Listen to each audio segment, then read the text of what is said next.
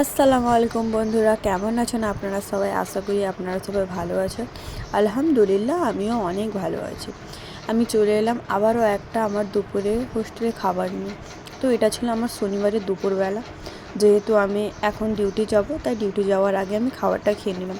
তো আজকে খাবারে ছিল আলু দিয়ে, মূলো দিয়ে, চিংড়ি মাছ দিয়ে একটা চচ্চড়ি, আর ছিল কাতলা মাছের পেটি দিয়ে তেঁতুলের টক। প্রথমে আমি মূলো চচ্চড়ি দিয়ে খেলাম, যেহেতু আমি মূলো খাই না। মূলোগুলো আলাদা করে দিলাম, দেন আমি চচ্চড়ি দিয়ে একটু খেলাম, খুবই ভালো লাগলো। আর সাথে তো আমার অপছন্দের লঙ্কা আছে। তারপরে ওটা দিয়ে অল্প খাওয়ার পরে আমি একটু তেঁতুলের টক দিয়ে ভাত খেলাম। বন্ধুরা, এই যে ভয়েস ওভার দিচ্ছি, তেঁতুলের টকটা শুনেই আমার মুখে কেমন জানি জল চলে আসছে। দেন তেঁতুলের টক দিয়ে খাওয়ার পরে লাস্টে দিয়ে কী করলাম, আমি বললাম একটু তেঁতুল দিয়ে ভালো করে একটু লঙ্কা দিয়ে তারপরে একটু চটকে খেলাম। বন্ধুরা, জাস্ট চুমু ছিল। বাঙালি ভাষা যদি বলি, জাস্ট চুমো ছিল। এই গরমের দিনে এরকম হালকা পাতলা ঝোল কি লাগছিল।